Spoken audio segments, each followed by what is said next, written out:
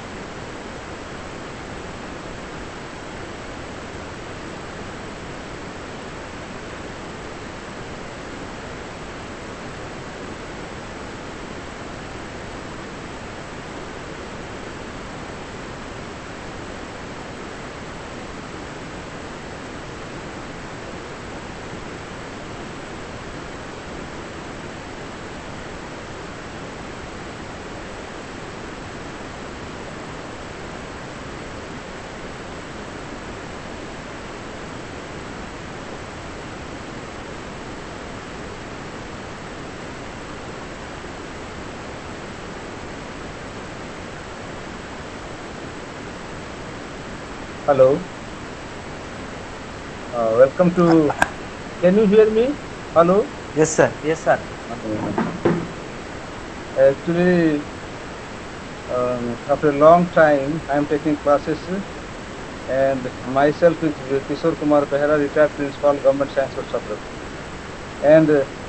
after completion of the actually retirement,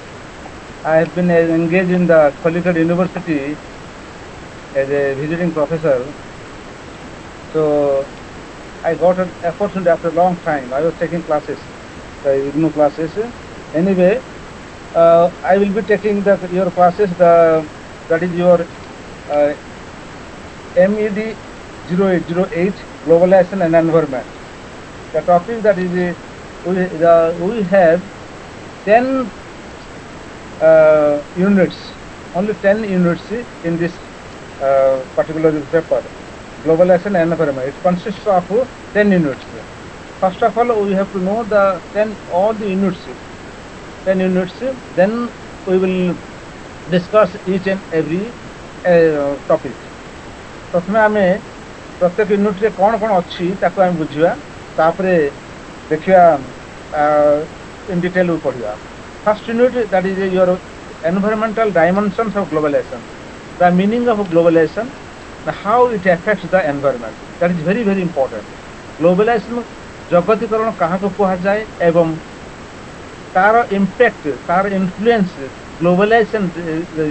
environment रे किपरि अछि ताको देखिया it is globalization, environmental dimension of globalization. So in this particular unit, you will study role of technology and role of trade, role of finance capital. All these things we will discuss here. Then globalization and environment. So there is a close link between the two, globalization and environment. Globalization has much impact. Both we find the advantage and the disadvantage. Globalization द्वारा केते advantage मध्ये पाउछु particularly we are very much concern with the economic globalisation आमे economic globalisation को आमे प्राधान्य देबा economic globalisation किंतु अन्य political globalisation cultural globalisation that globalisation means the compression of all trade and agreements means जगतीकरण गोटे trade there is no barrier means that is most of the coming to all these states countries they make trade they trade global माने गोटे कहबार अर्थ जे economic aspects रे से माने से मानकर जो trade technology all these things these are the things they apply all these things. My point is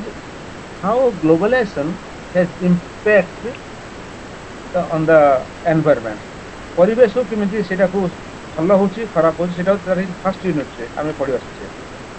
Then we also face some challenges of global climate change. आमे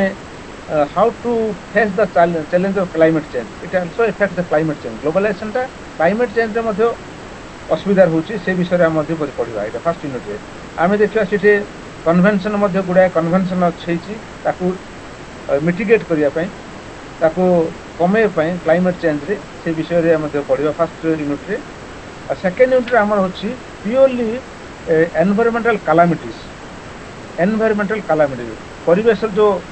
प्राकृतिक विपर्य होची ता भितर कैलामिटीज को देखिबा काहे व्हाई कैलामिटीज अकर से एई प्रकार घटना काहे हुए कहीं हुए ता विषय पढ़ा lack of system lack of preparedness आम जदि मनकर बात्या आसला आमको सफिशिएंट वार्निंग दि जाऊनी आम कह जाऊनी कि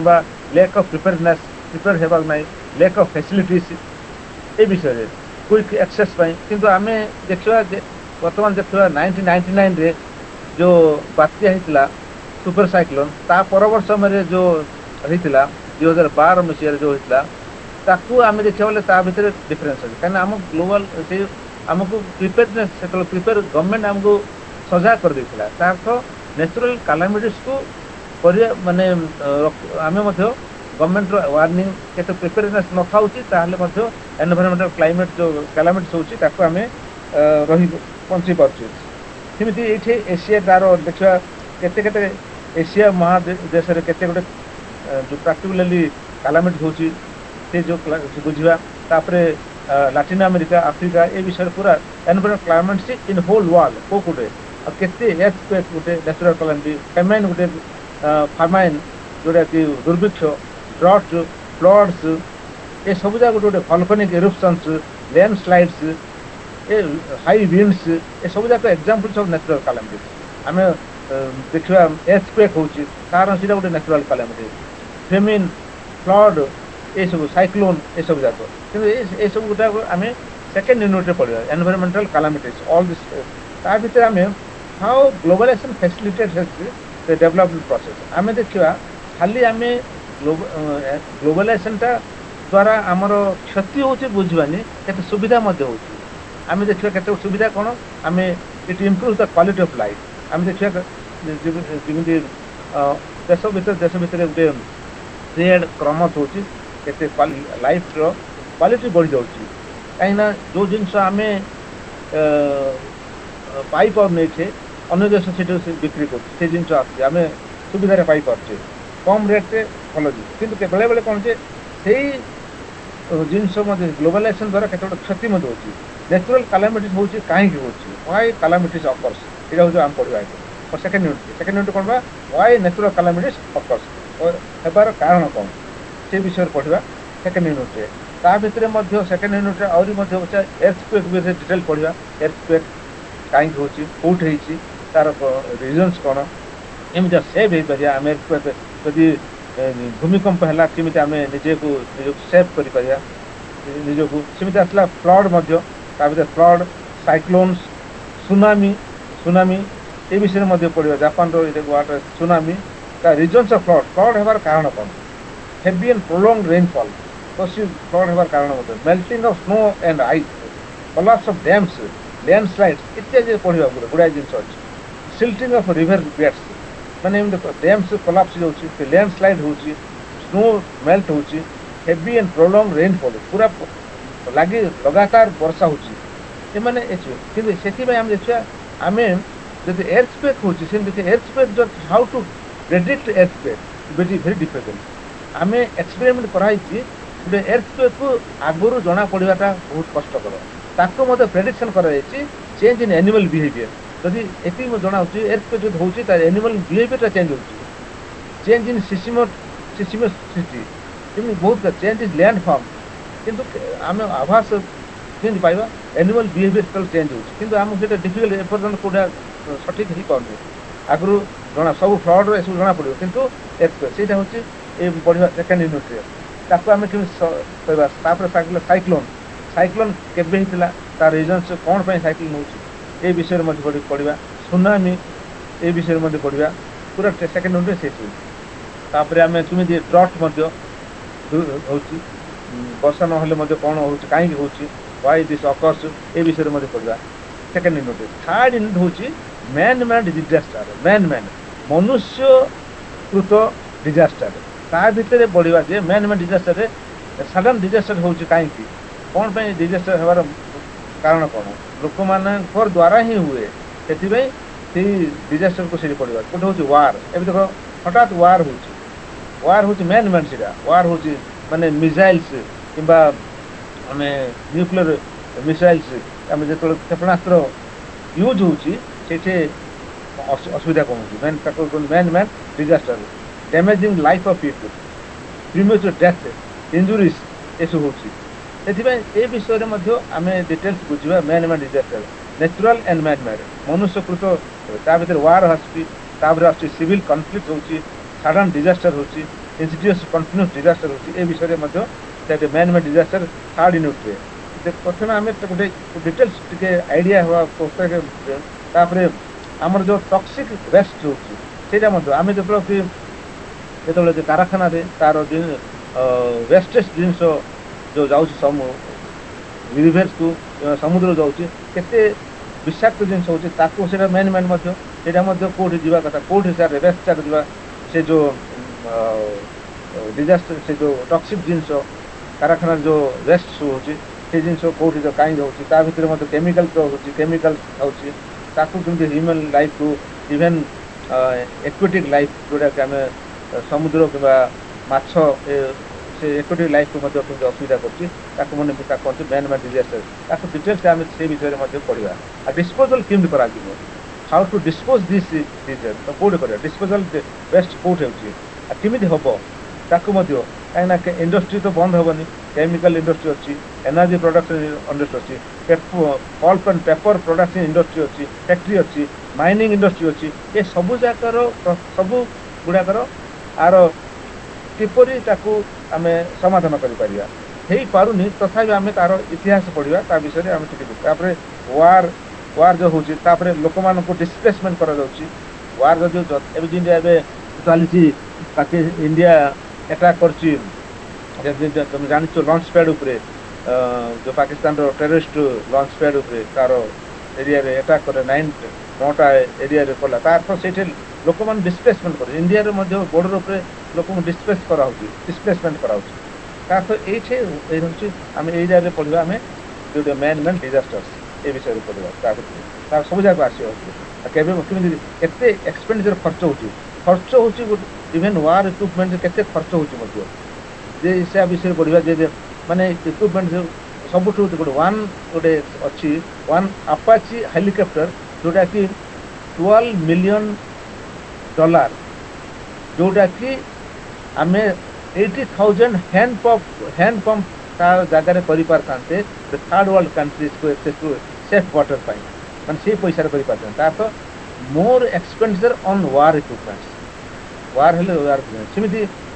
गुड़े भितर सब लिखाई आम से पढ़ा सेमती आसला इंडस्ट्रियल एक्सीडेंट बेले बेले आम इंडस्ट्री गैस जमी आम देखा भोपाल गैस ट्रेजेडी गोटे सब जोटा कि माइथल आइसोसेनेट 40 टन से ग्लोबल भोपाल 1984 रे होता ट्रेजेडी जोटा कि लोक मान एत प्रकार एवं पंगु हो जन्म होती से जो गैसटा इंडस्ट्री एक्सप्लोड माने लीकेज है 40 ton 40 ton methyl isocyanate MIC जोटा कि affecting the human life even long term ill health and disability एवं डिजेबिलिटी ता पूर्वर आम पूर्वर किंतु चेर्नोबिल आउट चेर्नोबिल से जोटे रशिया चेर्नोबिल रे तापर ये गुड़ाए एक्सीडेंट होती इंडस्ट्रियल एक्सीडेंट्स केते लोक मर जमी 1976 इटाली रे सेवेसो गोटे जगह एक्सप्लोजन होता केमिकल प्लांट रे एक्सप्लोजन होता जोटा कि थाउजेंड्स एनिमल्स मरी आ कंटेमिनेट 50,000 एकर ऑफ लैंड को से कंटेमिनेट कर देता तो इंडस्ट्रियल एक्सीडेंट कौन एक्सीडेंट इवेन तापाई आपको मेजर कौन हो पार आपको केमी रखिपर एक्सीडेंट केमी तापाई केते गुड़े कॉन्फ्रेंस डिक्लेरेशन होती हक डिक्लेरेशन इत्यादि से विषय में आम ozone depletion global warming ozone depletion कहीं ओजोन गैस जो ओजोन लेयर अच्छी आम आकाश रे तार डिप्लीशन हो होल कर तार कहीं आमर जो यूज कर क्लोरोफोल कार्बन जोटा कि रेफ्रिजरेटर यूज हो इवेन जो एरोसेल प्रोपेलेंट्स ये सब जो यूज हो एसी रे जो यूज हो तार गैसटा जाई ओजोन को डिप्लीशन कर पतला कर दूसरी जो द्वारा कि डायरेक्टली सन रेटा आमर पृथ्वी को आसुची जो मान स्किन कैंसर होवार चांसेस हो तो दिस इज मेन माने आम आम द्वारा हो लोक मान द्वारा ही हो लोक मैंने यहाँ हूँ मेन मेड कहीं लोक मैंने आम जो यूज करवानी आमर सुविधा आम यूज करचे जोटा एसी कि रेफ्रिजरेटर से जो यूज करचे इंडस्ट्री ये सब कर आम सुविधा कि आम ग्लोबल वार्मिंग हो कहीं ना कारण ना आम जो कि मोटर गाड़ी चलाऊे तार जो कार्बन डाइऑक्साइड एमिशन हो जोटा ग्रीन हाउस एमिशन कहते ତାକୁ ହଉଛି ସେଇ ଦ୍ୱାରା ମଧ୍ୟ ଆମର ମ୍ୟାନ୍ ମେଡ୍ ଏଟା ମନୁଷ୍ୟକୃତ ଗୋଟେ ହଉଛି ନ୍ୟାଚୁରାଲ ଏଇଟା ମ୍ୟାନ୍ ମେଡ୍ ଏ କଥା ହଉଛି ଆମେ ପଢିବା ଏଠି ଥାର୍ଡ ୟୁନିଟ୍ରେ ଡିଟେଲ୍ସ ଅଛି ଆମେ ମ୍ୟାନ୍ ମେଡ୍ ଡିଜାଷ୍ଟର ସେମିତି ତାପରେ ଆସିବ ଆମର MNCs TNCs and developing countries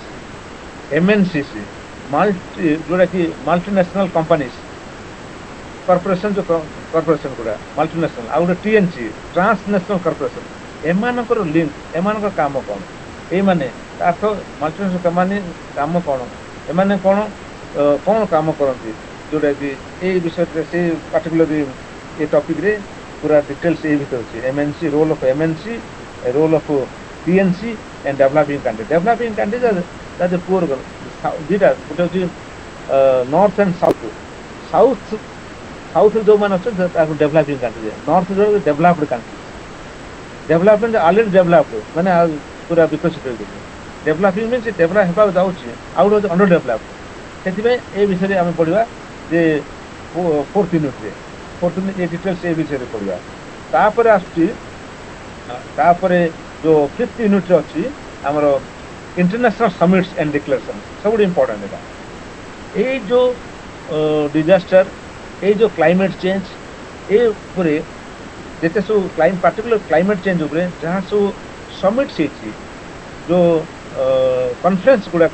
से विषय पढ़ा तार जमी 1972 United Nations conference on human environment principle Stockholm conference declaration 1972 ये जिते सब माने in order to prevent in order to lessen the climate change को तुम रोक जापर ता विषय सब कॉन्फ्रेंस गुड़ा आसा convention of biodiversity world commission of environment development ए भीतर अच्छी अच्छी जिते सब कॉन्फ्रेंस अच्छी आ भर ये यूनिट पढ़ा तापर आमर से यूनिट पर जोटा कि आसी 6 यूनिट 10टा यूनिट टोटल 10टा यूनिट सब जाक टे कहूँ आम डिटेल्स पढ़ा गोटे international environment law and agreements यहाँ गोटे जानवा अच्छी इंटरनेशनल एनवायरनमेंटल लॉ जो एनवायरनमेंट को पॉल्यूशन होची गोटे आईन अच्छी से आईन गुड़ाक कौन कौन what are the environment laws that is applicable to each and every nations लिखाई पूरा डिटेल्स से भितर कौन कौन responsibility role of the state से कौन करा दरकार आईन सब environmental policies all these things we will find the international agreement internal law environmental law and agreements आ भीतर आते जिते सब अच्छी तुम मो कह गोटे हूँ world heritage convention 1972 you to keep in mind जो कि आम पढ़ा सिलेबस पढ़ा तार डिटेल्स वर्ल्ड हेरिटेज कन्वेंशन ये कन्वेंशन 1972 कौन होता आउ हूँ सर कन्वेंशन 1971 होता 71-72 सीरियली हूँ लंडन डंपिंग कन्वेंशन 1972 तापर मर्कल कन्वेंशन 1973-78 जिते सब कन्वेंशन सब जाक आउ convention on international trade in endangered species CITES convention on international trade in endangered species से ये कन्वेंशन कराई जोटा कि आम जो एनवायरनमेंट को सुरक्षा करने कन्वेंशन आर कौन प्रोविजन्स कौन हम तो मन रखा पड़े यार प्रोविजन्स कौन से गुड़ाक निजक मन रखार पड़े कहीं कौ कन्वेंशन केवे तार कारण कौन जमी मुझे example Devi convention adopted for protection of wetlands ये कन्वेंशन कौन ना Ramsar convention was held in 1971 this convention is adopted for protection of wetlands. It recognizes ecological functions and the economic, cultural, scientific and recreational values of wetlands. It has a out of the World Heritage Convention. It highlights the universal value of cultural heritage, cultural and natural heritage. Amar jo natural heritage it advocates international support for maintenance of world heritage. World heritage site को आमे जोड़ा कि आम कह आग्रा कि जो world heritage को सुरक्षा करवा से विषय various convention international convention international agreements important international agreements ए विषय रे अछि ए यूनिट रे कोन से रहउछि 6 यूनिट रे तो टोटल पूरा इवन बायोडायवर्सिटी कन्वेंशन सब जाक आपको कोन गोटे गोटे कन्वेंशन लिखाबो तारो कोन पाए कोन प्रोविजन छै you have to keep in mind सेटा रखिया पड़ियो तापरे हमें सेटा 7 यूनिट रे आछि 7 unit role of United Nations agencies very very important role of United Nations so এটা কোন এটা ଗୋଟେ purely structure of united nations the development of growth of united nations କେବେ ଆରମ୍ଭ ହୋଇଥିଲା କେବେ ଗଠନ ହୋଇଥିଲା ତା ଆଗ ଲିଗ ଅଫ ନେସନ ଥିଲା ତାପରେ ୟୁନାଇଟେଡ୍ ଫାର୍ଷ୍ଟ ୱାର୍ଲଡ ୱାର ପରେ ଯୋଉଟା ହେଇଥିଲା ତା cone league of nation second world war ପରେ ଯୋଉଟା ହେଇଥିଲା ସେଟା ହଉଛି United nation's United nation organisation ହେଲେ ଏଇଠି ତାର ଷ୍ଟ୍ରକ୍ଚରଟା ବୁଝିବାର ଅଛି ଷ୍ଟ୍ରକ୍ଚରରେ କ'ଣ କ'ଣ କୋଉ କୋଉ ଏଜେନ୍ସି ଅଛି ଗୋଟେ ହଉଛି ଯେମିତି ଆମେ କହିବା ସିକ୍ୟୁରିଟି କାଉନସିଲ ଆଉ ଗୋଟେ ହଉଛି ଜେନେରାଲ ଆସେମ୍ବଲି ତାପରେ ଇଣ୍ଟରନ୍ୟାସନାଲ କୋର୍ଟ ଅଫ ଜଷ୍ଟିସ ତା ସହିତ ଅନ୍ୟ ସବୁ ଯାକ ଏଠି ପଢା ହବ ରୋଲ ତା ରୋଲ କ'ଣ security council whether security council maintains security or not international level re no ar ketata permanent member achandi ketata non permanent members achandi ame se bishay bujhiba so in this unit particular 7 unit you will find a structure of the UNO and the organs of the UNO organs so security council ame dekhiya tapare general assembly ए विषय general assembly secretary कौन international court of justice FAO जेते सब जहाँ जहाँ अच्छी important Jote सब जगह तो पदे नथिबो रोल ऑफ यूएन एजेंसीज अच्छी से जहाँ जहाँ आ भीतर अच्छी जोड़ा तो सिलेबस अच्छी गुडा earth summit agreements role of UN agencies तापरे अच्छी role of future role of UNO सब important very important future role of UNO रो फ्यूचर रोल टा कौन ता भितरे सब इम्पोर्टेंट अच्छी Bretton Woods institution Bretton Woods institution कहवा जाउची ताको कहउची ब्रिटेन वुड्स गोटे प्लेस अमेरिका रे जोडे कि ताको कहंती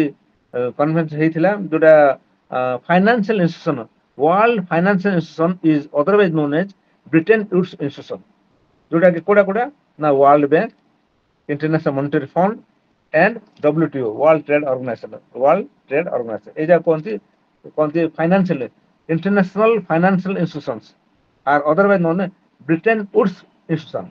सेरा आपसे गोटे पढ़ा हबो जोटा कि कोन कोन हाउ इट वर्क्स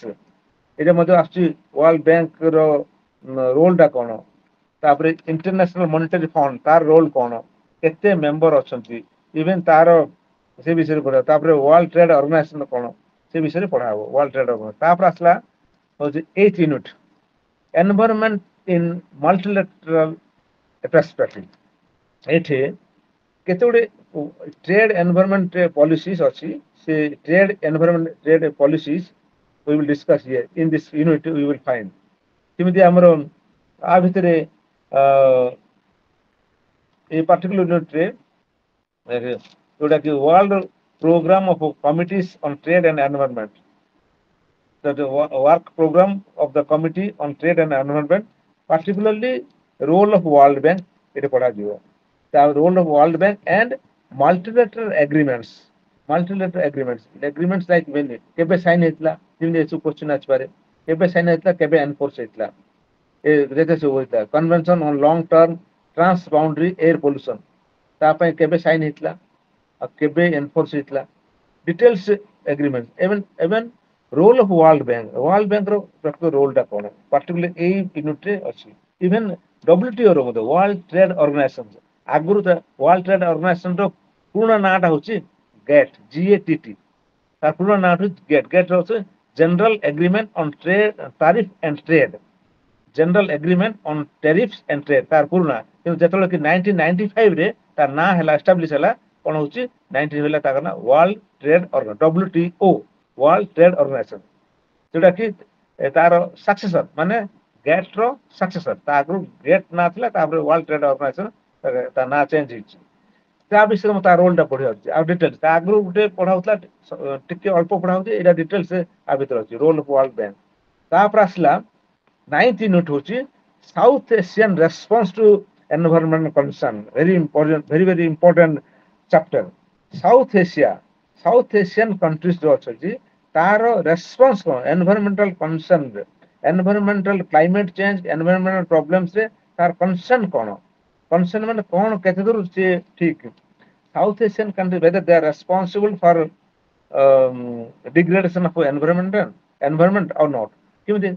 बेले बेले जो नॉर्थ साउथ एशियन कंट्रीज को जोटा कि बिग पावर्स ସେମାନେ ସବୁବେଳେ କହନ୍ତି ଯେ ଏସିଆନ कंट्री ହିଁ ସେମାନେ ବେଶୀ କାର୍ବନ डाइऑक्साइड एमिशन କରୁଛନ୍ତି ସେମାନେ କଳକାରଖାନା କରୁଛନ୍ତି ସେମାନେ ରେସ୍ପନ୍ସିବଲ ଆମେ ରେସ୍ପନ୍ସିବଲ ନୁହନ୍ତି ଏମିତି ଚାର୍ଜ କରନ୍ତି କିନ୍ତୁ ଆମେ ଦେଖିବା ପଡିବ ଯେ whether to what extent they are responsible ଏଇଠି ଗୋଟେ क्वेश्चन मार्क ତାର ତ ଏନଭାयରमेंटल डिग्रेडेशन ପାଇଁ ଏନଭାयରमेंटल they are concerned or not ଏଇଠି ପୁରା କ୍ଲିୟର ଲେଖା ହେଇଛି ଡେଭଲପିଂ कंट्री ସେମାନେ ଚାର୍ଜ କରନ୍ତି କିନ୍ତୁ ପ୍ରକୃତରେ ଦେଖିବାକୁ ଗଲେ ଡେଭଲପଡ कंट्रीज ଯୋଉଟା କି ଆମେରିକା ଯୋଉଟା କି Russia Germany developed countries actually they are responsible सेमान देश रे देखिया गले गोटे स्टैटिस्टिक करा हितला जे सेमान ही कार्बन डाइऑक्साइड बेसी एमिशन करंती किंतु चार्ज करते एमान को सेति पे to what extent the Asian south Asian countries south poor not Asian poor south Asian countries are response or they are concern with the this environmental problems or not सेठी आमे देखिबा particularly environmental concern south asia कोन केदुर concern अछि ता भितरे बांग्लादेश अछि बांग्लादेश रे मध्य देखाइछि बांग्लादेश विषय रे तांकर ऑर्गेनाइजेशन कोन बांग्लादेश रो particularly भूटान मध्य अछि भूटान रो केते concern से माने केते इलेक्ट्रिसिटी कंज्यूम करछथि केते तांकर कोन एनवायरमेंटल प्रॉब्लम जहा अछि भूटान तापरे अछि बांग्लादेश ता भितर अछि इंडिया मध्य अछि इंडिया विषय मध्य बढ़िया तार मालदीव्स ताप Nepal south Asian country Nepal Maldives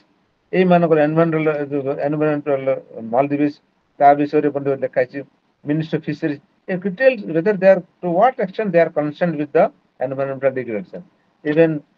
Nepal मध्य अछि सिलेबस रे तापर पाकिस्तान मध्य अछि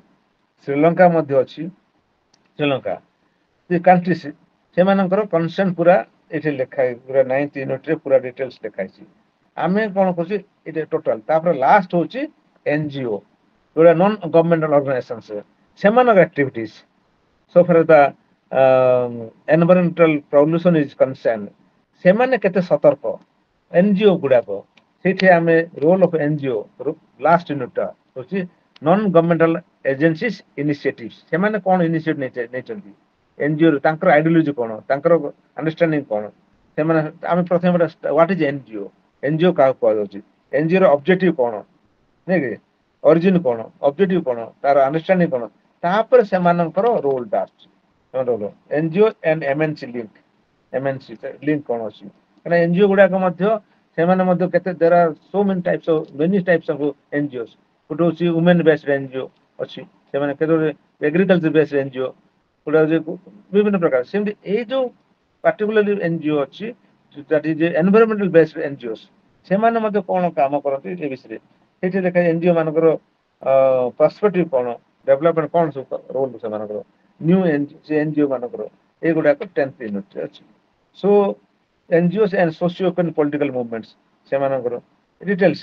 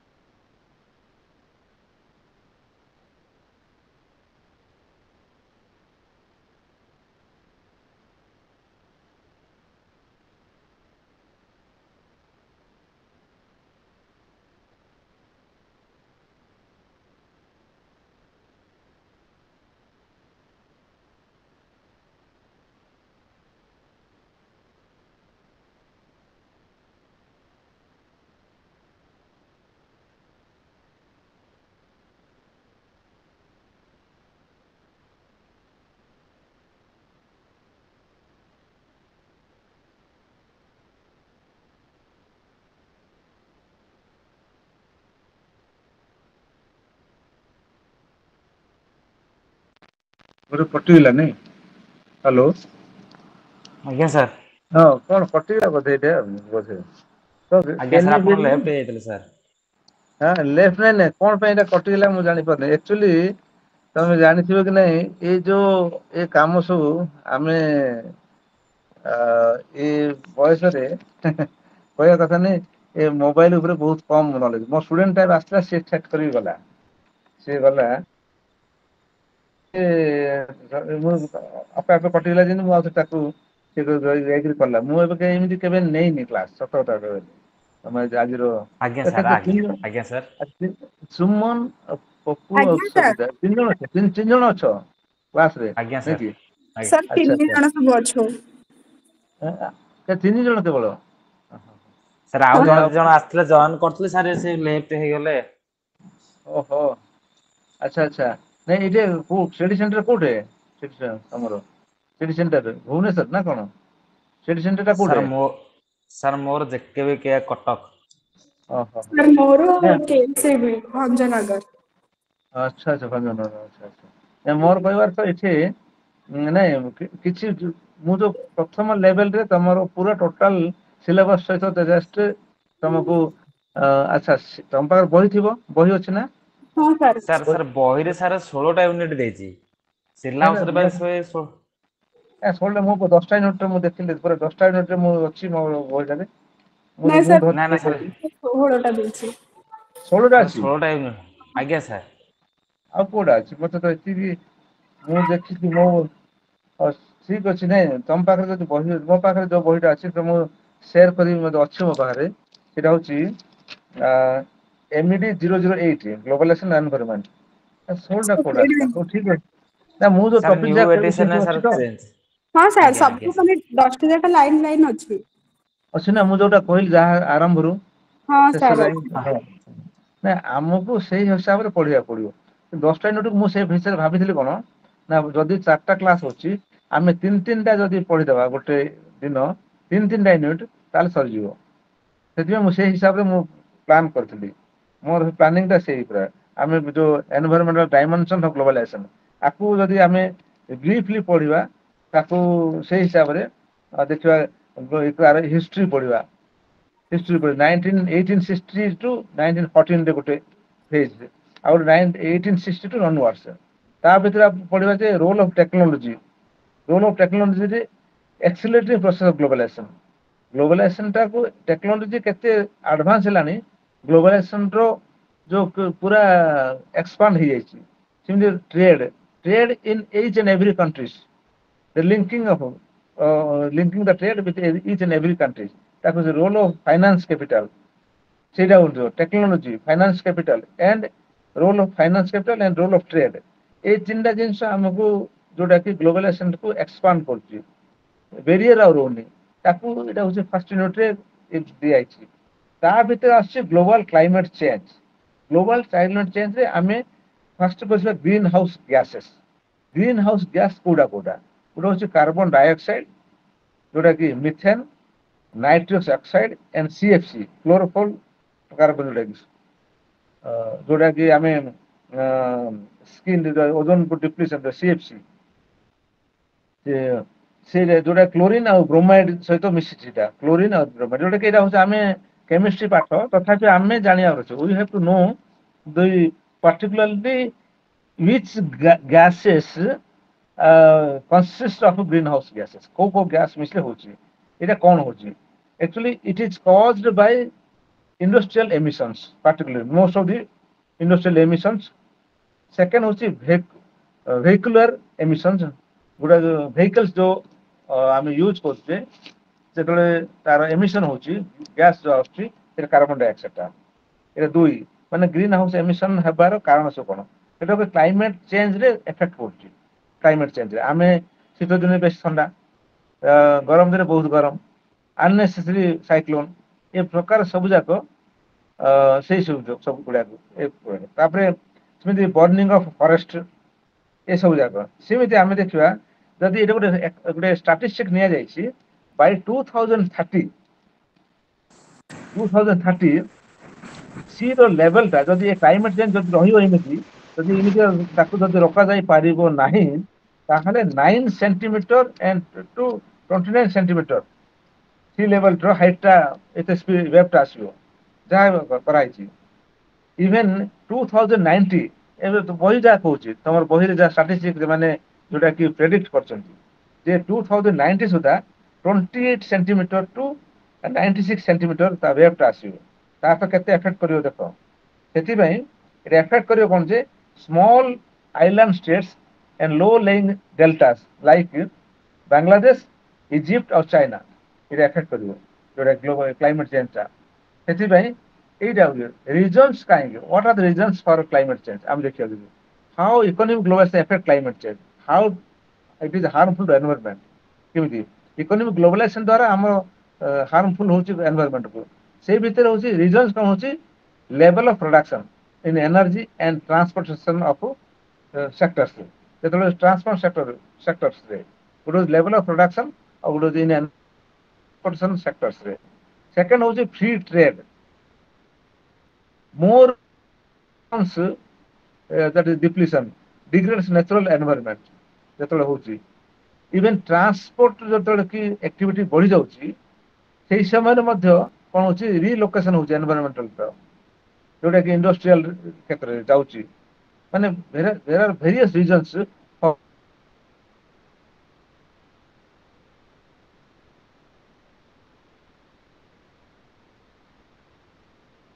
जोटा कि आमे ग्लोबलाइजेशन को जदि आखे रखा जोटा कि fear foreign investment reduces the incentive to develop environmentally friendly technology ସେଇଠି ଗୋଟେ ପ୍ରୋବ୍ଲେମ ହଉଛି neglect the environment in some way or other ଏଠି ମଧ୍ୟ ତାର globalization has much impact on climate change। ତା ପାଇଁ ମଧ୍ୟ ଆମେ ଦେଖୁ ଯେ globalization କଣ how we can maintain the quality of environment କେମିତି କରିବା by resorting to sustainable development କେମିତି ହୋଇପାରିବ। ଆମେ ଦେଖୁଛେ ଇକୋଲୋଜିକାଲ ଏଫେକ୍ଟ ହଉଛି ଯେତେବେଳେ କି ଗ୍ଲୋବାଲାଇଜେସନ ଇକୋଲୋଜିକାଲ ଉପରେ ଯୋଉଟା ଏନଭାରମେଣ୍ଟ ରେ କଣ ନା using refrigerator or air condition ମୁଁ ଏବେ କହୁଥିଲି ଯୋଉଟା କି that can destroy the world's ozone layer ଯେତେ ଇକୋଲୋଜି ଉପରେ ଡେଷ୍ଟ୍ରୟ କରୁଛି।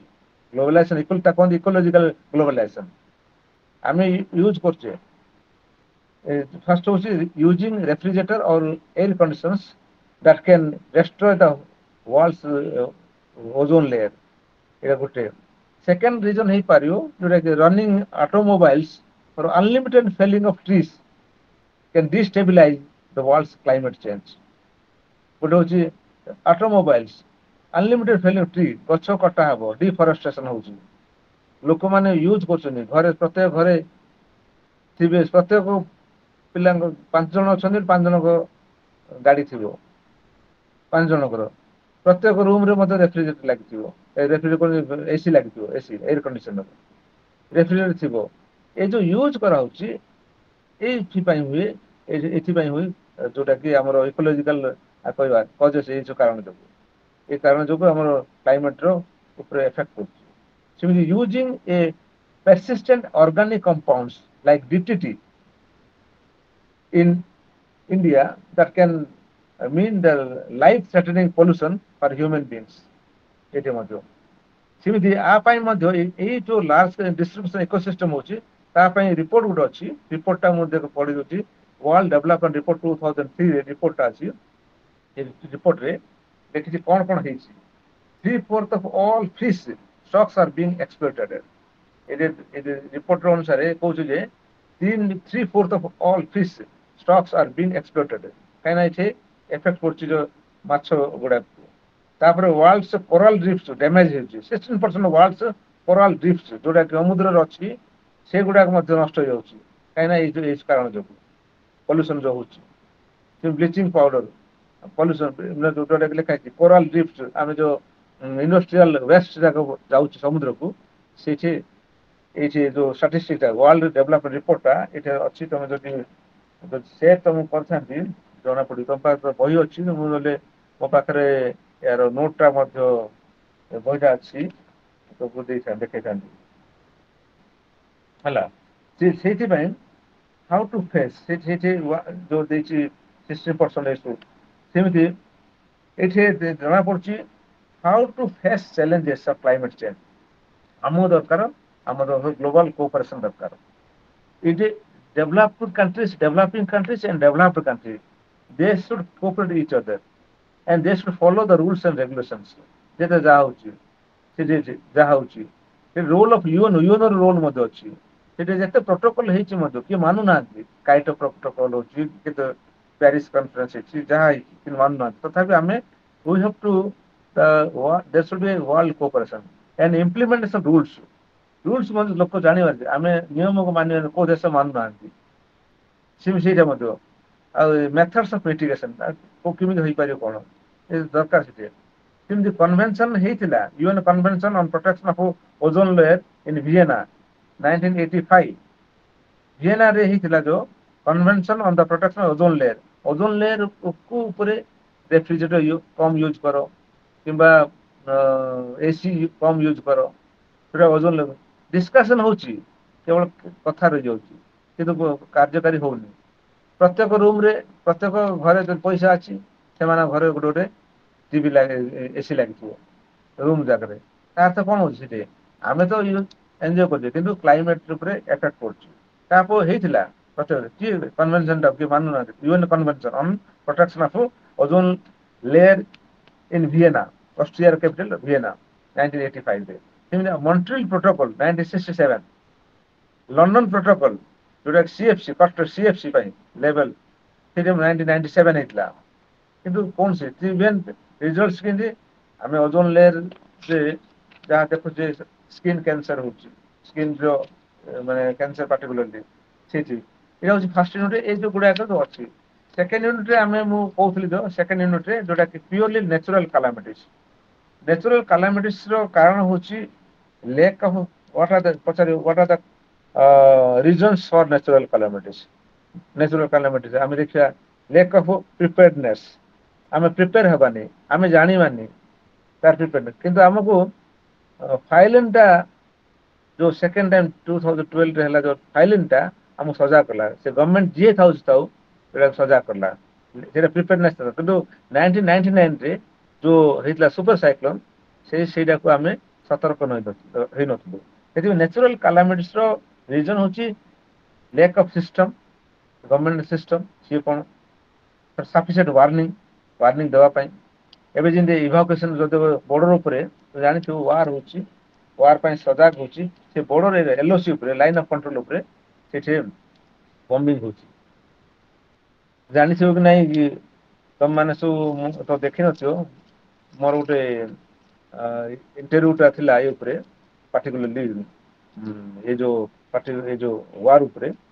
ଆ ପୂର୍ବରୁ କଳିଙ୍ଗ ଟିଭିରେ ଗୋଟେ ଥିଲେ ପିଲା ଦେଖିବ କେତେବେଳେ ଦେଖିବ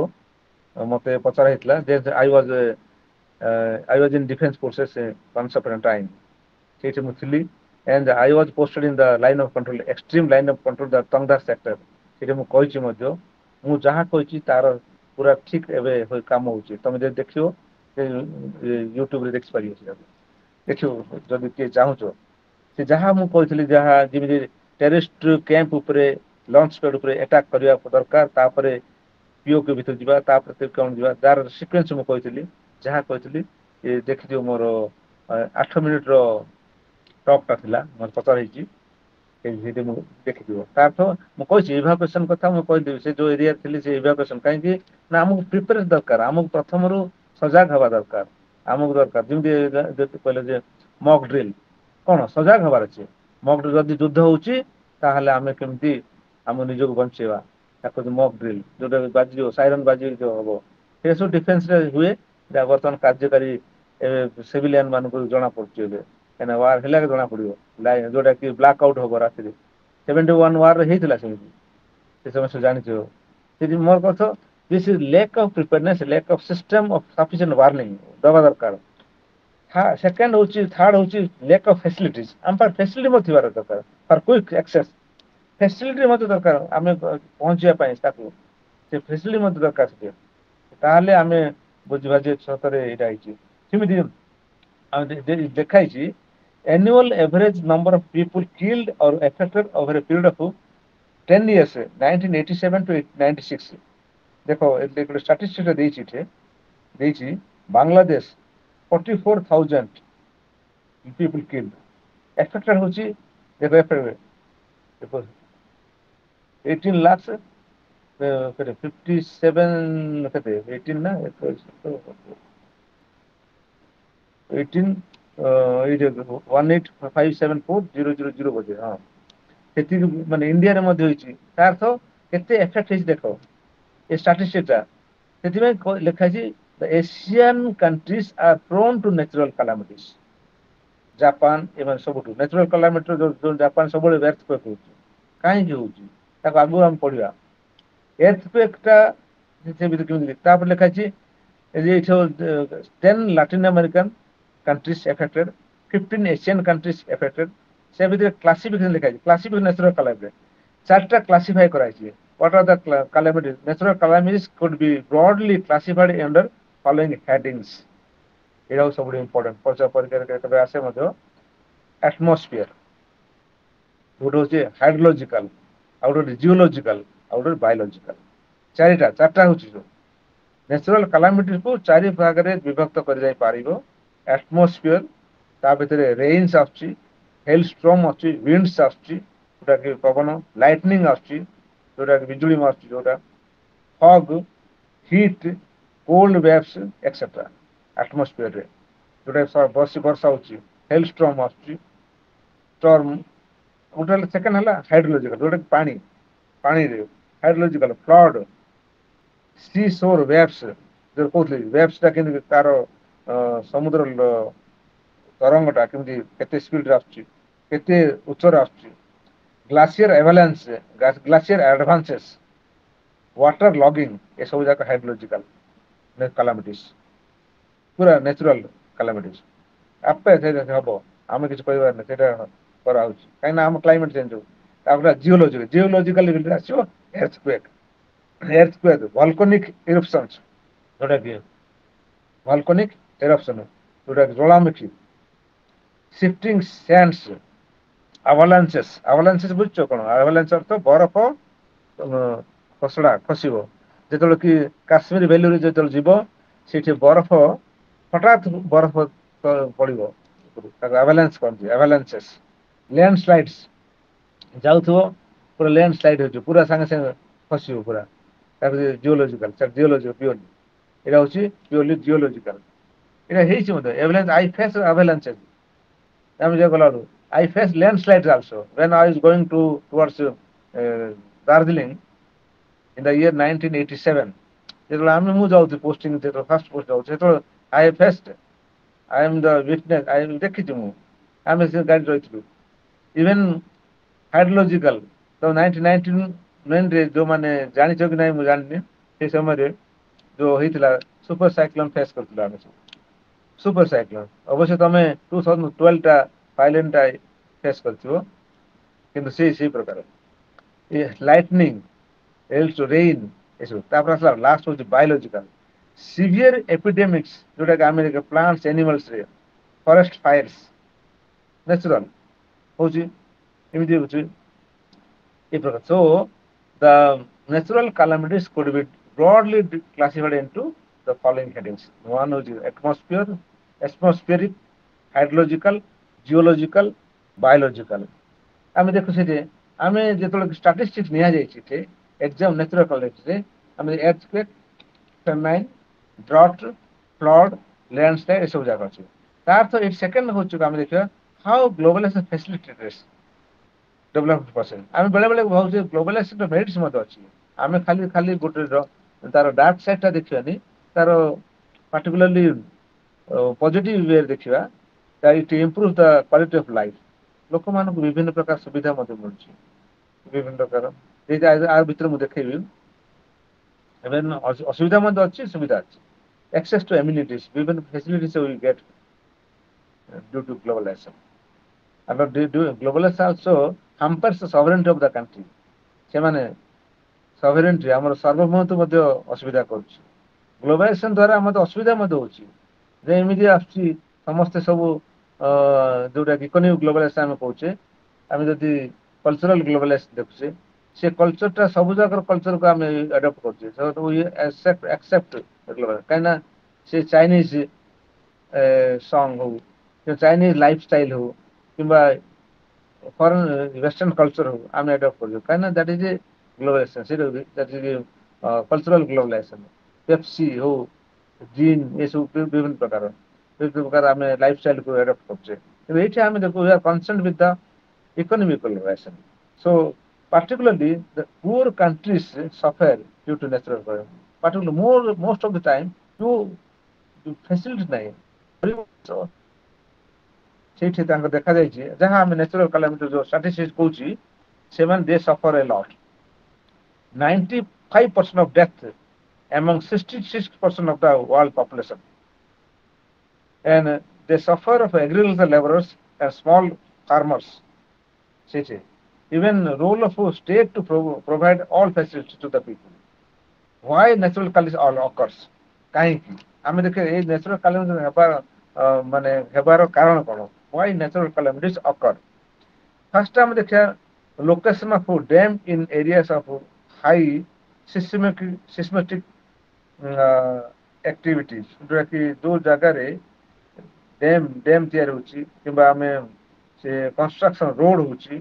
डिफिकल्ट टेरेन रहुची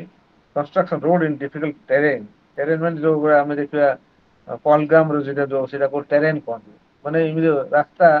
इमिदि असुविधा रहितो सेही जगह रे कंस्ट्रक्ट रोड तैयार होची कारण से प्रकार जहाँ आमे देखो से प्रकार promotion of water incentive crops in the unpredictable rainfall absence of prediction of timing and intensity of natural calamities ମାନେ कारण प्रेडिक्शन ନାହିଁ ରୋଡ ନାହିଁ ରୋଡ ଏମିତି ଆମେ ଯୋଉ ପାଣି ପାଇଁ ଯୋଉ ବୋର ୱେଲ ଖୋଳୁଛେ ଏଇଟା ଗୋଟେ ମଧ୍ୟ ଏଫେକ୍ଟ କରୁଛି ତା ଭିତରେ ସେଇଥିପାଇଁ ତାପରେ ଏଇଟା ଯୋଉ ତା ଭିତରେ ଆସୁଛି ନ୍ୟାଚୁରାଲ କ୍ୟାଲାମିଟି ଫାର୍ଷ୍ଟ ନ୍ୟାଚୁରାଲ କ୍ୟାଲାମିଟି ଆ ଭିତରେ ଅଛି ସିଲାବସରେ ଏର୍ଥ କ୍ୱେକ୍ ନ୍ୟାଚୁରାଲ କ୍ୟାଲାମିଟି ଆଉ ଥରେ ଡିଟେଲ୍ସ ତାକୁ କୁହାଯାଇଛି ମାନେ ଆମେ ପଢିଲା ପରେ ତା ଡିଟେଲ୍ସ ପଢା ହେଇଛି what by vibration of earth produced by release of energy what is how why earthquake occurs earthquake occurs because of atomic explosion or volcanic eruptions ଏଇଟା ସବୁଠି ନ୍ୟୁକ୍ଲିୟର ଏକ୍ସପ୍ଲୋସନ ଯେତେବେଳେ ହଉଛି ତମେ ଜାଣିଥିବ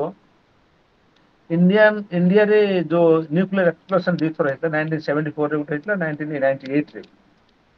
इंदिरा गांधी पीरियड रे और वाजपेयी पीरियड रे आमे सेटाको गोटे होची ऑपरेशन जोटा कि स्माइलिंग बुद्ध और होची ऑपरेशन शक्ति 1998 रे जो हितला ता तो एठी जो शक्ति प्रदर्शन करता ता तो ए जो एटॉमिक न्यूक्लियर एक्सप्लोजन होची एटा गोटे रीजन ही पारे ओके काहे कि ना वाइब्रेशन होची earth is vibrated by release of energy एटा सेति में कारण ही पारे सेति में एठे से जोन सब दिखाई ताकू जदि आम जब भल भाव पढ़ा एर्थक्वेक को ताकू जब देखा गोटे इटालियन सिस्मोस्टिक ता ना हूँ रोसी एंड फॉरेल सी आरंभ करते कि डेभलप हो 10 नंबर्स जोटा कि ना कहना 7.5 6.5 तार केते कौन हम डिटेल्स गोटे तुम देखो data effect characteristic Richter scale Richter हूँ ना जोटा कि रिक्टर स्केल से इंट्रोड्यूस होता रिक्टर स्केल रे केते जोटा कि आमर सबुठु 2001 जनवरी 26 माने जनवरी 26 मन सब रही जाइए when I was posted I was working the Vikramdev college I know very well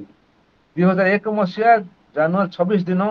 भुज रे गुजरात रो भुज रे एर्थक्वेक हेतला गुजरात रो भुज जगह आश्चर्य से लोक जो प्रकार होता आश्चर्य ता भर देख ये तुम जदि देख गोटे टेबुलटा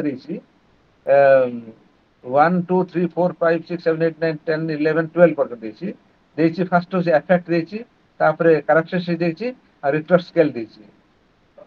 कम ही अधिक जाइए भाव ये केमी एफेक्ट हो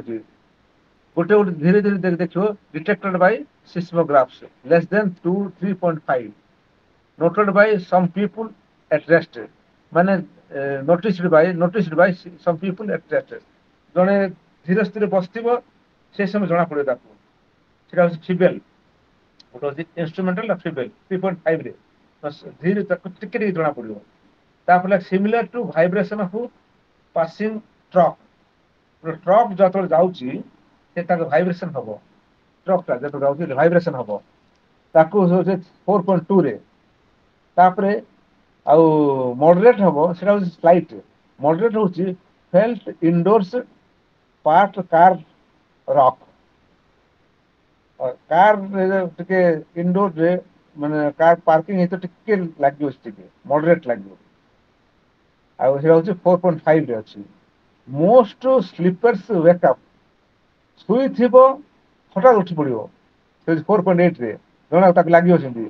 ସେଟା ହଉଛି ୱେଦର ଷ୍ଟ୍ରଙ୍ଗ। ତାପରେ ଆସିଲା 5.4 ଟ୍ରିସ୍ ଯୋଉଟା ସ୍ୱେ ହଲିବ।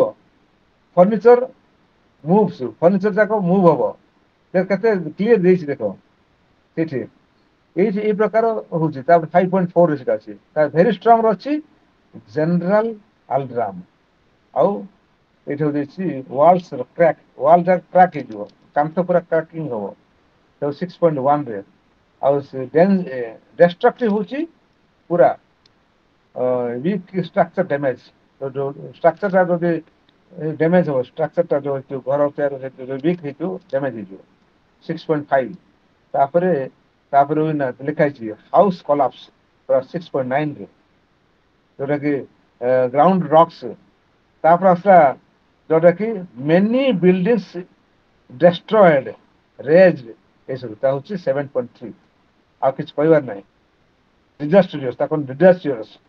ଆଉ ଭେରିଟେଜ୍ ତ 8.1 ରେ ଆଉ କିଛି କହିହବନି। ଫ୍ୟୁ ବିଲ୍ଡିଂସ୍ ସର୍ଭାଇଭ ଲ୍ୟାଣ୍ଡ ସ୍ଲାଇଡ୍ ଆଉ କହିବା ହବନି। ଲାଷ୍ଟ ହଉଛି କ୍ୟାଟାଷ୍ଟ୍ରଫି 8.1 more than greater than 8.1. You see how this happens. ଆମକୁ ଏ ଜାଣିବା ଦରକାର ଏଠି ମଧ୍ୟ। ଇଣ୍ଡିଆନ କେସେସରେ ଆମେ ଦେଖୁ ମୁଁ କହୁଥିଲି ଯେ ଏର୍ଥକ୍ୱେକ୍ ହେଇଥିଲା ଯୋଉ 26 ଜାନୁଆରୀ ଯୋଉଟା କି ରିପବ୍ଲିକ ଡେ ଦିନ। ଭାବ ରିପବ୍ଲିକ ଡେ ଦିନ ଏର୍ଥକ୍ୱେକ୍ 2001 ମସିହା ଭୁଜର ଗୁଜରାଟ ହେଇଥିଲା। ସେମିତି ଏଠି ଲେଖା ହେଇଛି ମାନେ କେତେ ଇଞ୍ଜୁର ହେଇଥିଲା ଡେଥ କେତେ ହେଇଥିଲା ଡିଟେଲ୍ସ ତାର ଫିଗର ଦେଇଛି ହେଲା। ସେଥିପାଇଁ ଆମେ ଏ ଯୋଉ ସେକେଣ୍ଡ ହଉଛି ଆମେ ଦେଖୁଛେ ଫ୍ଲଡ ସାଇକ୍ଲୋନ। ସେଇଟା କଣ ନା କେମିତି ଜଣା ପଡୁଛି ହାଉ ଟୁ ପ୍ରେଡିକ୍ଟ ଏର୍ଥକ୍ୱେକ୍। କେମିତି ପ୍ରେଡିକ୍ଟ କରିବା। ପ୍ରେଡିକ୍ସନ ଟା ହଉଛି ନମ୍ବର 1 ପ୍ରେଡିକ୍ସନ ଟା ଆମେ ଦେଖିବା ଚେଞ୍ଜେସ୍ ଇନ୍ ଆନୁଆଲ ବିହେଭିୟର ଗୋଟେ and physiochemical changes changes in land forms change କରୁଛି। ତାର ଏଇ କାରଣ କେତେବେଳେ particularly ଆମେ କଣ ଯେ we are very much concerned with the behavior of animals। ଦେଖିଥିବ ତମେ ଜାଣିଥିବ କି ନାଇଁ ମୁଁ ମଧ୍ୟ ଫିଲ୍ କରିଛି ଯେ ଯେତେବେଳେ କି ବ୍ରହ୍ମପୁରରେ ଏଇ ଏରିଆରେ ହେଇଥିଲା ମଧ୍ୟ ଟିକେ ହେଲା ଗାଈ ଗୁଡାକ ଗୋଟେ ଜାଗାକୁ ପଳେଇ ଆସିବେ। ତାଙ୍କ ବିହେଭିୟର ଚେଞ୍ଜ ହେଇଯାଉଛି ଟିକେ ହଲିଲା। You see that is a changes in behavior। Changes land forms ସେଇଟା ତ ଲ୍ୟାଣ୍ଡ ଫର୍ମ ଚଞ୍ଚଳ ହବ କିନ୍ତୁ ଆଗରୁ ପ୍ରେଡିକ୍ସନ କରିବା ଆଗରୁ ଗାଈ ସବୁ ପଳେଇ ଆସିବ ଗୋଟେ ତାଙ୍କର ବିହେଭିୟର ଚେଞ୍ଜ ହବ। That will help you to understand ଯେ ହବାର ସମ୍ଭାବନା ଅଛି ବୋଲି ଜଣା ପଡିବ ତା ଆଗରୁ। କାହିଁକି ଗୋଟେ ଜାଗାରେ ପଳେଇ ଆସିବେ ସେମାନେ ଯାହା ମୁଁ ଫିଲ୍ କରିଛି ଯେ ଯୋଉଟା କି ପର୍ସନାଲ କଥା କହୁଛି। ତାପରେ ଆସିଲା ଫ୍ଲଡ ସାଇକ୍ଲୋନ and tsunami। ଏଇଠି ଗୋଟେ ବାଂଲାଦେଶ ହଉଛି ଫ୍ଲଡ ପ୍ରୋନ୍ କଣ୍ଟ୍ରି। ଏଇଠି ଫ୍ଲଡ ହେବାର କାରଣ କଣ ରିଜନ୍ସ ଅଫ ଫ୍ଲଡ ଏଠି ଆମେ ଦେଖୁଛେ ରିଜନ୍ସ ଅଫ ଫ୍ଲଡ ଦେଇଛି ମଧ୍ୟ ଫ୍ଲଡ ଟା କାହିଁକି ହଉଛି ଫ୍ଲଡ କାହିଁ ଏଇଟା ଫ୍ଲଡ ର ମିନିଂ ମଧ୍ୟ ଦେଇଛି। Flood is the discharge of water that exceeds the canal capacity of river। That is the meaning। Flood meaning the flood are caused by different factors that include the climate extremes heavy and prolonged rainfall। ଯେତେବେଳେ କି ଏମିତି rainfall ହବ ଏଇଠି ହେଇଥିଲା ମଧ୍ୟ କିଛି ଦିନ ପୂର୍ବରୁ ହେଭି ପ୍ରୋଲଙ୍ଗ ଆଉ ପ୍ରୋଲଙ୍ଗ ମାନେ ମଝିରେ ବନ୍ଦ ନଥିବ ପୁରା କଣ୍ଟିନ୍ୟୁଅସ୍ ରେନଫଲ ହଉଛି ତାହେଲେ ଫ୍ଲଡ ହବାର ଚାନ୍ସେସ୍ ଅଛି। ସେକେଣ୍ଡ ଗୋଟେ melting of snow and ice. melting of snow and ice ସେଇଟା ଗୋଟେ କାରଣ ମଧ୍ୟ ହେଇପାରିବ। collapse of dams. ଡ୍ୟାମ୍ ତିଆରି କୋଲାପ୍ସ ହେଇଗଲା, ପାଣି ସବୁ ପୁରା ପଳେଇଲା ନା। ଏବେ ଯେମିତି ଜାଣିଥିବ ଇଣ୍ଡସ୍ ୱାଟର ଟ୍ରିଟି ଶୁଣିଛ ପିଲାମାନେ? ହଁ sir. Indus water Yes treaty sir Yes କେବେ ସାର୍ ହେଇଥିଲା? କେବେ ହେଇଥିଲା? ସାର୍ 1960 ମସିହାରେ 1971 ହଁ ସାର୍ ନା 60 60 ମସିହା ସାର୍ 1960 ୟେସ୍ ରେ ସାର୍ ସେଇଟା ଗଲା କଣ ହେଲା ନା ଯେତେବେଳେ ଇଣ୍ଡସ୍ ୱାଟର ଟ୍ରିଟି ହେଲା ବେଳେ ୱାର୍ଲଡ ବ୍ୟାଙ୍କ ସେଠି ମିଡିଏଟ୍ କରିଥିଲା। ମୁଁ ଟିକେ ବୁଝେଇ ଦଉଛି ଏଇଟା କାହିଁକି ନା ଏ ବିଷୟରେ ତମେ ଜାଣିଛ କି ନାହିଁ। ତିନିଟା ନଦୀ ଇଣ୍ଡିଆକୁ ଇଷ୍ଟର୍ନ ସେକ୍ଟର ଇଷ୍ଟର୍ନ ସାଇଡ୍ ର ନଦୀ ତିନିଟାକୁ ଇଣ୍ଡିଆକୁ ଦିଆଯାଇଥିଲା ଯୋଉ ଟ୍ରିଟି ଅନୁସାରେ, ଚୁକ୍ତି ଅନୁସାରେ ୱାର୍ଲଡ ବ୍ୟାଙ୍କ ମିଡିଏଟ୍ କରିଥିଲା ମଧ୍ୟସ୍ଥତା କରିକି। ଆଉ ତିନିଟା ନଦୀ ପାକିସ୍ତାନକୁ ଦିଆଯାଇଥିଲା। ସେ ତିନିଟା ନଦୀ ଜାଣିଛ କିଏ କହିପାରିବ? କୋଉ ତିନିଟା ନଦୀ କୋଉ ତିନିଟା? ତିନିଟା ନଦୀ ଦିଆଯାଇଥିଲା ଇଣ୍ଡିଆକୁ, ଆଉ ତିନିଟା ନଦୀ ପାକିସ୍ତାନକୁ ଦିଆଯାଇଥିଲା। ସେ ତିନିଟା ନଦୀ ଯୋଉଟା କି ଏବେ ବର୍ତ୍ତମାନ ଇଣ୍ଡସ୍ ୱାଟର ଟ୍ରିଟିକୁ ହୋଲ୍ଡ କରାହେଇଛି ନା ଯୋଉ ୱାର ପାଇଁ, ୱାର ହବ ଯୋଉ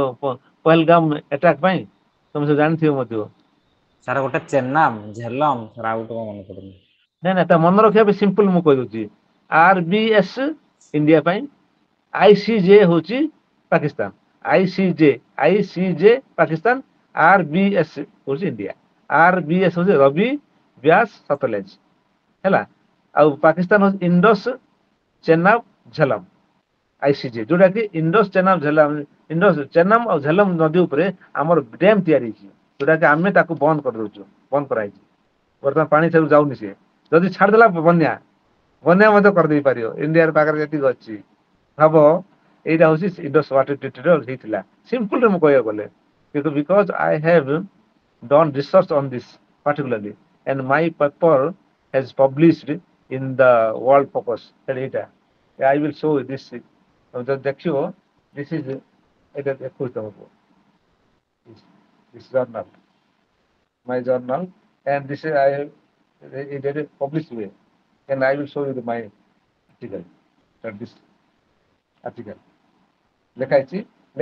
Trump 2.0 and global chessboard India and future of Indo-US tries ଲେଖା ହେଇଛି this article ଏଇଟା ଏ ମାସର ପ୍ରତ୍ୟେକ ମାସରେ ଲେଖାଯାଏ ଏପ୍ରିଲ 2000 ଏପ୍ରିଲ ର ଏଇଟା ମେ ର ଆସିନି ଏପ୍ରିଲ ର so generally most of the time I write the articles and that is published in the particularly world focus and you can also access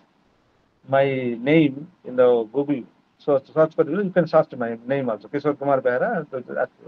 retired former principal of government science school Satrapur ବୋଲି ଆସିବ so generally I write the articles in the leading newspaper and also the journals particularly the world focus that it cost 120 rupees $8 US $8 particularly and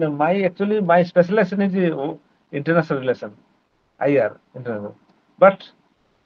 I have been given the task of taking your class this globalization anyway my specialization ସେଇଟା ହେଲେ ମଧ୍ୟ ଆମେ ଆମର ଯେହେତୁ political science ର ଗୋଟେ part ଏଇଟା କହିବାକୁ ଆମକୁ ଦିଆଯାଇଛି କିଛି ଅସୁବିଧା ନାହିଁ ମୋର କହିବା ଅର୍ଥ so if you want to study these things ତମର କେବେ ନା କେବେ international relation ରେ ଆସିବ you can study all this my articles ସେଠି ଯାଇ ଦେଖିପାରିବ ଯେ କେମିତି ଲେଖା ହେଇଛି କଣ ତାର ଲେଖା ହେଇଛି କାହିଁକି ଇଣ୍ଡସ୍ ୱାଟର ଟ୍ରିଟି ଉପରେ ମୁଁ ଯାହା ଲେଖିଥିଲି whatever I have written that is practically that is proved here now ବର୍ତ୍ତମାନ ସେ ପ୍ରୁଭ୍ ହେଇଗଲା ମୁଁ ଲେଖିଥିଲି ଯେ ଯଦି ଭବିଷ୍ୟତରେ I will show you the article ଭବିଷ୍ୟତରେ ଭାରତ ପାକିସ୍ତାନ ଭିତରେ ଯଦି ଯୁଦ୍ଧ ହୁଏ ତାହେଲେ ଭାରତ ପ୍ରଥମେ ଇଣ୍ଡସ୍ ୱାଟର ଟ୍ରିଟିର ଯୋଉ ପାଣିକୁ ହୋଲ୍ଡ କରିଦେବ abeyance kept in that will be kept in abeyance hold କରିଦେବ ଆଉ ବନ୍ଦ କରିଦେବ ସତ ହେଇଗଲା ମୁଁ ପ୍ରେଡିକ୍ଟ ମୋର ହାଇପୋଥେସିସ୍ ଥିଲା ମେ ଏଇଟା ହେଇପାରେ ଲେଖା ହେଇଥିଲା କିନ୍ତୁ ସେଇଟା ସତରେ ହେଇଗଲା so that is the things that is hypothesis similarly Trump India ଆଉ Trump ମାନେ India and US ଭିତରେ ରିଲେସନ ଟା କିପରି ହବ ଏଇଟା ପ୍ରେଡିକ୍ଟ ଲେଖା ହେଇଛି so these are the international relations similarly here now come to the topic collapse of dams ସେଥିପାଇଁ କହିଲେ ତିନିଟି RBS ICJ ହଉଛି ପାକିସ୍ତାନ ପାଇଁ ए आई इंडस सी रे चेनाब जे रे झेलम तीनटा होची पाकिस्तान को दिया आइची जोरे ता ऊपर हमर अधिकार अछि सिमि Ravi Beas R B S Ravi Beas Sutlej India रो ହେଲା ତ ସେଇଟା ଜାଣିବା ଦରକାର ଯେ ଏ ନଦୀ so collapse of dams landslides silting of river beds lack of coordination between the officials of adjoining district and states facing similar problems ଏ ସବୁ କେତେ ଗୋଟେ କାରଣ ଅଛି ଏ ଭିତରେ କାରଣ ସବୁଟା ଗୋଟେ ତାପରେ ଆମେ ଦେଖୁଛେ how to save life from flood ରୁ ଆମେ ଲାଇଫ କୁ ସେଭ୍ କେମିତି କରିବା ଆମର ଜୀବନକୁ ସେଭ୍ କରିବାକୁ ହେଲେ କଣ କି ରଖିବା ଗୋଟେ ହଉଛି ତିନିଟା ଚାରି ପାଞ୍ଚଟା ରିଜନ ଦେଇଛି ଏଠି ତମର ଦେଖିପାରିବ ସେଭ୍ କରିବା ପାଇଁ which was it is possible to reduce the adverse effect of floods by construction dams and reservoirs of at appropriate place. The first one, construction of dams, dam ତିଆରି କରିଦବ ସେଠି ତାହେଲେ ରିଜର୍ଭର କରିଦବ ପାଣି ରଖିଦବ ଡ୍ୟାମ୍ ସେଠି ଫ୍ଲଡ୍ ହେବାର ଚାନ୍ସେସ୍ ସେଠି ବଞ୍ଚିବା ପାଇଁ ଯୋଉଟାକି ହେଇବ ତା ସେକେଣ୍ଡ ହଉଛି strengthening the embankments on rivers and canals ଏଠି पूरा embankments कांथ पूरा पके दो पूरा embankments and appropriate place सेटा strengthening the embankments on river and canals improving the carrying capacity of rivers canals reservoirs by periodical distilling and deepening operations तार तो ସେଇଠି କେତେ ରହିବ ରିଭର ର ପାଣି capacity କେତେ କଣ ରହିବ ତାକୁ periodically ମଝିରେ ମଝିରେ ଦେଖୁଦବା ପଡିବ ନହେଲେ ହଠାତ୍ ହବ ପାଣି ବହି ପଡିବ ଯେମିତି ଆମେ ସେ ବେଳେ ବେଳେ ରାସ୍ତାରେ ପାଣି ଆସୁଛି କଣ ପାଇଁ ଏଇଟା ମ୍ୟୁନିସିପାଲିଟିର କିମ୍ବା ମ୍ୟୁନିସିପାଲ କର୍ପୋରେସନ ର ଏ ଦାୟିତ୍ୱ ଆମର ସେ ଯୋଉ ନାଳ କେନାଲ ଯୋଉ ନାଳ ଯୋଉ ଅଛି ପ୍ରତ୍ୟେକ ରୋଡ ର ଦି ସାଇଡ ରେ ତାକୁ ସଫା ହେଇନଥିବ ସେଟା ପୁରା ଭର୍ତ୍ତି ହେଇଥିବ ଜିନିଷ ପାଣି କୁଆଡେ ଯିବ ନିଶ୍ଚୟ ରୋଡ ଉପରେ ଆସିବ ପୁରା ବନ୍ୟା ହବ ସେଇଠି ଲୋକ ମରିବେ ସେଠି ମରିବେ ଜଣା ପଡେ ବହୁତ କେତେ ବ୍ରହ୍ମପୁର ହେଇଥିଲା ବହୁତ ଏ ଯୋଉ ହଠାତ୍ ବର୍ଷା ହେଲା ପାଣି ଭର୍ତ୍ତି ଡିପୋଲ ସ୍କୁଲ ପୁରା ସେ ଏରିଆରେ ପୁରା ସେ ଏମିତି ହେଇଥିଲା ତାର ତ ଏଠି ଆମକୁ ଫ୍ଲଡ୍ ହେଉଛି ଆମ ରକ୍ଷା ପାଇଁ ମଧ୍ୟ ଇଭେନ ରଖାଗଲା ଜଣା ପଡିବନି କୋଉଠି ଖାଲ ଅଛି କଣ ଅଛି ଲୋକ ବହୁତ ଲୋକ ଭାସିକି ପଳେଇଲେ ମାନେ ବହୁତ ଲୋକ ସେଇ ଯୋଉ ଜାଗା ଏରିଆକୁ ମାର୍କ କରାହବ ଏଠି ଗୋଟେ ଅଛି ହଠାତ୍ ହୋଇଯାଉଛି ଜଣା ପଡିବନି ସେ ଭିତରେ ଗଲା ଭିତରେ ତାଳରେ ପଶି ଭାସିଗଲା ଲୋକ ଭିତରେ ରହିଗଲା ତ ଡ୍ରେନ୍ ଯାଉଥିବ ଡ୍ରେନ୍ ଟା କଣ ଡ୍ରେନ୍ ଟା ଖୋଲା ଥିବ ବାସ୍ ସେ ଭିତରେ ପଶିଗଲା ଗଲା ପାଣି ଜଣା ପଡିଲା ଭିତରେ ଗଲା ସୋ ସେଭ୍ କରିବା ପାଇଁ ଲାଇଫକୁ ଆମକୁ ଦେଇଛି କେତେ ଟ୍ୟାକ୍ସ ଗୋଟେ ଆଉ ଗୋଟେ ଦେଇଛି କଣ ଏନହାନ୍ସିଂ ଦ deepening widening and lining of canals and periodically deepening and distilling the drainage channels ଯୋଉଟା କି ଏବେ ମୁଁ କହୁଥିଲି ସେ ଯୋଉ କେମିତି କେମିତି ପାଣିକୁ ବାହାର କରିବା କଥା diversion of flood waters from river divert କରିବାର ଅଛି ଦେଇଛି କେମିତି ଡାଇଭର୍ଟ କରିବାର ଅଛି ପାଣିକୁ ଡାଇଭର୍ଟ କରିବାକୁ ପଡିବ ଆଉ ଚ୍ୟାନେଲ ଗୋଟେ କରିବାର ଅଛି ତାକୁ ଅନ୍ୟ ରାସ୍ତା ଦେଖେଇଦେବାର ଅଛି ତାହେଲେ ହବ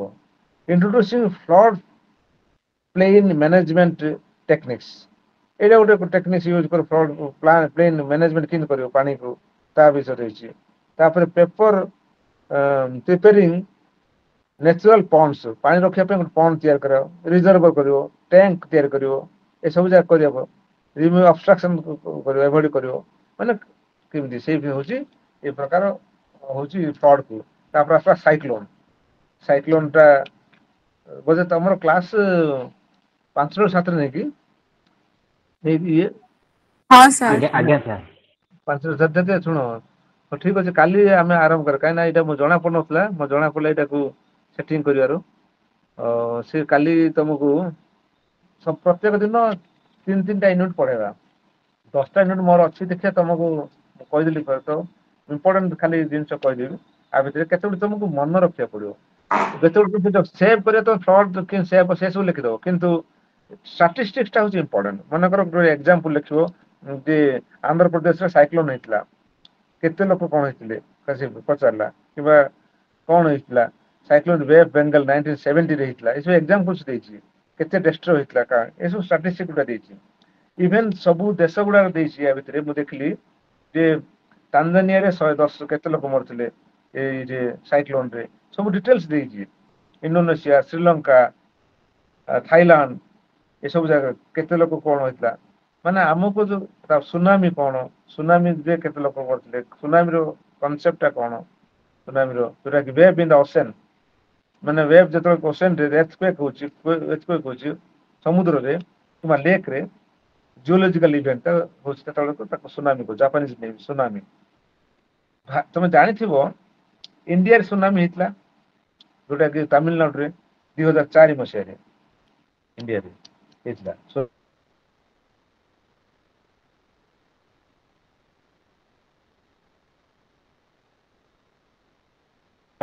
ମ୍ୟାନ ମେଡ୍ ଡିଜାଷ୍ଟର ସେଇ ପାଠକୁ ଆଉଥରେ ସବୁ ପଢାଯିବ ସେଇ ପାଠଟାକୁ ହେଲା। ଆଜି ଟିକେ ଡେରି ହେଲା, ପୁଅ ପିଲା ଯୋଉମାନେ ଅଛନ୍ତି ସେମାନେ କୁହ ତମେ ମିଶିବା ପାଇଁ, ମାନେ ଆଇରେ ଜଏନ ହେବା ପାଇଁ, ଆଉ 2-3 ଜଣ ଆଉ ଯୋଉମାନେ ଅଛନ୍ତି ସେମାନଙ୍କୁ କୁହ ତମେ ପଢେଇବା ତ ଠିକ ଅଛି। ଆଉ କଣ କୁହ ପିଲାମାନେ, ଆଉ କେମିତି ତମକୁ ମାନେ ବୁଝେଇବାରେ ଅସୁବିଧା ହଉଛି ନା କଣ ଅଛି ମତେ କୁହ, ତା ଅନୁସାରେ ଆମେ କହିବା। ତମକୁ ବୁଝିବାରେ କୌଣସି ଅସୁବିଧା ଅଛି? Yes, I speak in English and Odia also, ଆଉ ତାଠୁ ଅଧିକ ଆଉ କିଛି ନାହିଁ, ବୁଝିଲେ ନା। ଯୋଉମାନେ ହିନ୍ଦୀ ପିଲା ତ ନାହିଁ କିଏ ସେ ଛାଡ, ସେ I can also speak in Hindi also, no problem। ସେଥିପାଇଁ anything you want to tell me, please tell me। ଦେଖିବା କିଏ କଣ ସାର୍ କହିବାର କାଲି ଅଛି କି? କେତେଟା ସାର୍ କାଲି 5ଟା ପାଞ୍ଚଟା କ୍ଲାସ୍ ହବ ବେଳେ ତ? ପାଞ୍ଚଟା କରିଦବା, ହଁ ପାଞ୍ଚଟା ମୁଁ ଏଡ୍ କରିଦେବି, ମାନେ ମୁଁ ଜାଣିଦେଲି ଏବେ ଆକ୍ଚୁଆଲି ଏ ଯୋଉ କୋଭିଡ ସମୟରେ ମଧ୍ୟ ଏସବୁ ଅନଲାଇନ କ୍ଲାସ ହେଇଥିଲା, କିନ୍ତୁ ମୁଁ ଯେହେତୁ ପ୍ରିନ୍ସିପାଲ ଥିଲି ଗଭର୍ଣ୍ଣମେଣ୍ଟ ସାଇନ୍ସ ଛତ୍ରପୁରରେ, ସେଥିପାଇଁ ମୁଁ ପାର୍ଟିକୁଲାରଲି ଏଇଟା ନିଏନି, କ୍ଲାସ ନେଇନଥିଲି, ଦେଖିଥିଲି କିନ୍ତୁ ନିଆଯାଏ ମୁଁ ଜାଣିନଥିଲି, କିନ୍ତୁ ସେଥିପାଇଁ ମୋ ଷ୍ଟୁଡେଣ୍ଟକୁ ଡାକିଲି ଏବେ, ସିଏ ମଧ୍ୟ ପ୍ରଫେସର ଅଛି ଖଲିକୋଟ ୟୁନିଭରସିଟିରେ, ତାକୁ ଡାକିଲି ସେ ସାଙ୍ଗେ ସାଙ୍ଗେ ଆସିଲା। ମୁଁ କହିଲି ଏଇଟା ଟିକେ କରିଦେଇଛି, ସେ କଲା, ସିଏ କିଛି ନାହିଁ। ଏବେ ମୁଁ ଜାଣିଦେଲି ଏଇଟା କେମିତି କରାଯାଉଛି ପାର୍ଟିକୁଲାରଲି, ଆଉ ଜଣା ପଡିଲା ଯେ ସେ 5ଟା ବେଳକୁ ଲିଙ୍କ ମିଳିଲା, ମତେ ଲିଙ୍କ ମିଳିଲା ମାନେ ମୁଁ ଜଏନ ହେଇଯିବି ଆଉ। ତମର ଆକ୍ଚୁଆଲି ମୁଁ ଜାଣିନି ନା ତମର ଲିଙ୍କ, ମାନେ ମୁଁ ଯଦି ସିଏ କହିଲା ମୁଁ ମଧ୍ୟ ଦେଇପାରିବି ମଧ୍ୟ, ମାନେ ଗୁଗୁଲ ମିଟରେ କରିପାରିବି, କିନ୍ତୁ ସେମାନେ ଦଉଛନ୍ତି ଲିଙ୍କ ଟା, ମୁଁ ଜଏନ ହେଇଯିବି, ତମେ ଜଏନ ହେଇଯିବ ଆଉ ହେଲା। ଠିକ ଅଛି, ଆଉ ଆଜ୍ଞା କଣ ସାର୍। କହିବାର ଅଛି? ହଉ ସାର୍ ମୁଁ ଠିକ କହୁଥିଲି ଅଛି, ସାର୍ ଯୋଉ କଣ 16ଟା କରିବା? କଭର ଅଛି ସାର୍, ସାର୍ 16ଟା ୟୁନିଟ୍ ଯୋଉ ଅଛି ସାର୍, 16ଟା ୟୁନିଟ୍ ସାର୍ ଟିକେ କଭର କରିଦେଇଥାନ୍ତେ ସାର୍, ଟିକେ ଆପଣଙ୍କ ସବୁବେଳେ ସାথে ଶୁଣିଲ, କ୍ରସ୍ ଚେକ୍ ମୋର 10ଟା ଅଛି ଯେ, ଆଉ ମତେ ଟିକେ ପଠେଇଲ ଟିକେ, ଗୋଟେ କାମ କର, ମୋ ପାଖରେ 10 ପର୍ଯ୍ୟନ୍ତ ଅଛି, ଆଉ ଟିକେ 6ଟା ମତେ ପଠେଇଲ, ମୁଁ ଟିକେ ଦେଖିଦିଏ। ମୁଁ 10 ପର୍ଯ୍ୟନ୍ତ ମୁଁ ରଖିଛି ମୋ ପାଖରେ, କିନ୍ତୁ ସେଇଟା ଏଇ ଷ୍ଟୁଡେଣ୍ଟଟା ହିଁ ମୋର ବାହାର କଲା, ଏଇଟା ଏ ଯୋଉ ଷ୍ଟୁଡେଣ୍ଟ ହିଁ ବାହାର କଲା, ଯୋଉଟା ଅଛି 10 ପର୍ଯ୍ୟନ୍ତ ମୋ ପାଖରେ ଅଛି, ଆଉ 6ଟା ମୋ ପାଖରେ ଅଛି, ମୁଁ ଟିକେ ଦେଖ, ମୁଁ ଆଉ ଟିକେ ଦେଖିଦେବି। ମତେ ଟିକେ, ମୋର ମୋବାଇଲ ନମ୍ବର ହଉଛି 9437322173, ତମେ ଯୋଉ ଜାଣିଥିବ ସାର୍ 94 949373, ସାର୍ 92373 ନାଇଁ ନାଇଁ 94 ଆଜ୍ଞା 373 ଡବଲ ଟୁ ଆଜ୍ଞା one seven three double two ଆଜ୍ଞା ଟୁ ଟୁ ସାର୍। ୱାନ୍। ଏଇଟା ତମେ ଯଦି ମତେ ସେ ଯୋଉ ଆଉଟ ଯୋଉ 6ଟା ୟୁନିଟ୍ ମତେ ପଠେଇଲେ ଦେଖିବା, ମୁଁ ଟିକେ ଦେଖିଦିଏ କଣଟା ଅଛି। ମୁଁ ମୋ ପାଖରେ ଆକ୍ଚୁଆଲି ମୁଁ ମଧ୍ୟ ବାହାର କଲି, ଏ ଯୋଉ ସେ ମୋର ଷ୍ଟୁଡେଣ୍ଟ ଟା ବାହାର କଲା, ଏ ସବୁ ବାହାର କରି ଦେଲା ତମ ବହିଟା, ଏଇଟା କାହିଁକି ନା ଏଇଟା ହଉଛି ଆମକୁ ପଢା ହଉନି, ନହେଲେ ମୋ ଦରକାର, କାହିଁକିନା ଯାହା ଅଛି ସିଲାବସ ରେ ସେଇଟା ହିଁ ପଢା ହବ, ଆଉ ସେଇଟା ହିଁ ତମକୁ ପରୀକ୍ଷାରେ ଆସୁଛି। ସେଥିପାଇଁ ମୁଁ ଏ ବହିରୁ ଆଉ ପଢେଇବି, ଅନ୍ୟ ବହିରୁ ପଢେଇବା ଦରକାର ନାହିଁ। ତମର ସେଇଟା କହିଦିଅ, ମୁଁ ମତେ ଦେଇଦିଅ ସେ ଚାପ୍ଟର ଟା, ମାନେ ଇଏ PDF ଟା ପଠେଇ ଦିଅ, ମୁଁ ପ୍ରିଣ୍ଟ ଆଉଟ୍ ବାହାର କରିକି ଦେଖିବି ହେଲା। ଠିକ ଅଛି, ରଖିଲି। ଆଜ୍ଞା ସାର୍, ରଖିଲି ତ?